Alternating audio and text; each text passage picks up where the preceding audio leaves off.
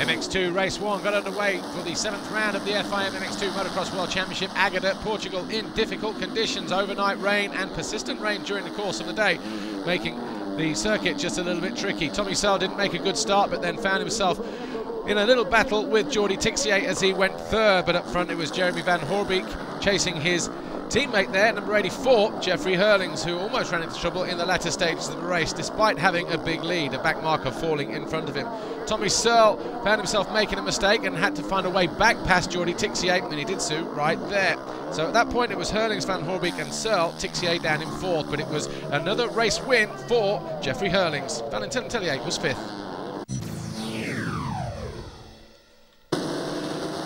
The first MX1 race got underway and it was a pretty clean start. The circuit already starting to dry after the rain had stopped. Up front, Tony Cairoli found himself crashing from 3rd to 5th as he tried to challenge Gauthier Paulin. Front Drake jammed on there as well.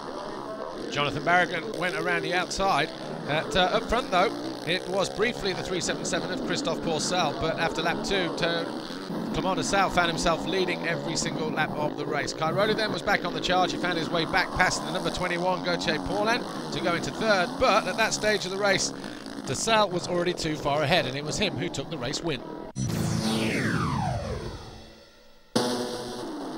MX2 Race 2, and Tommy Searle made a great start from the inside but didn't capitalise. Jeffrey Hurlings then held a tight line as a few riders ran by. One of those going down was the 34 of Joel Roulant on the Kawasaki. Jeffrey Hurlings led, Tommy Searle was in 2nd, but Max Anstey on the Garibaldi Honda Ester machine was having a great ride and soon found himself in 3rd place. In the closing stages though, the battle ensued between Tommy Searle 100 and Jeffrey Hurlings, and Hurlings doing everything he could to try and stay ahead of Tommy Searle. With 2 laps to go though, Hurlings made a mistake and Tommy Searle went on to win the race from Hurlings and Max Anstey in 3rd. The overall Grand Prix victory belonged to Jeffrey Hurlings. Tommy Searle was 2nd and Jeremy Van Hoorbeek was 3rd, so that's 5 Grand Prix victories out of 7 for Hurlings.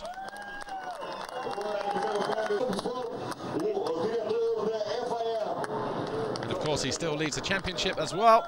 24 points now, the gap between him and Tommy Searle.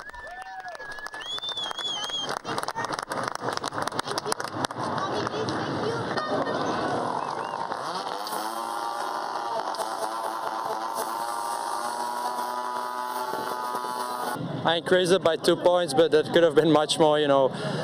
Nothing to do with Tommy. Tommy had a fair race and he won fairly. It's nothing to do with him. He made, you know, he just made it happen. And you know what Pocock did is, it was a game what they played, and I didn't know what to do at that moment. I just let Tommy pass and let him go. I thought he was going to clean me out. I didn't know because he was standing on the brake like 5 times. I hated him. You know, he did it all on purpose. But you know, I still managed to win the GP, put 2 more points on Tommy, and then got to give the Red Bull KTM race team. They did a great job. And sorry for the swearing before, but at that moment I was just on fire. I'm sorry, and also about the pass on Tonus, those things won't happen again. Well, MX1 Race 2 turned out to be quite a dramatic affair and probably the closest race of the season. Clement de Sal got squeezed there completely between Tony Cairoli and Christophe Pourcel, but before long de Sal was up into 4th. He found a way past Cairoli and then was challenging Gauthier Paulin and Christophe Pourcel. Eventually he found his way into the lead with this pass on the 377 Pourcel, who later found himself dropping back to 4th. Tony Cairoli then got into 3rd and then challenged Clement de Sal for 2nd, and there was no fight back from the Belgian.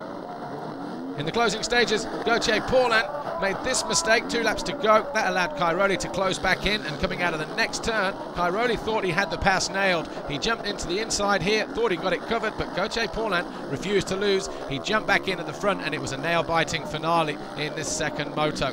When they came over the line, half a lap later, it was 0.49 of a second that separated Gauthier Paulin, who took his 2nd race win of the year, from Tony Cairoli.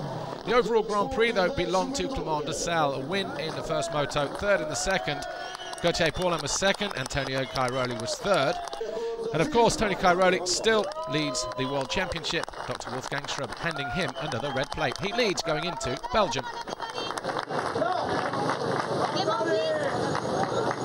Yeah, it's good to win, but I'm not really satisfied because I make some mistake, and especially in in the second race, and I had to fight a lot because I had a really bad start and I had to fight to come back. Yeah, I come back first, and then after I finished third because it was like this, but it was really difficult to keep the speed, and I make a mistake and go in the front.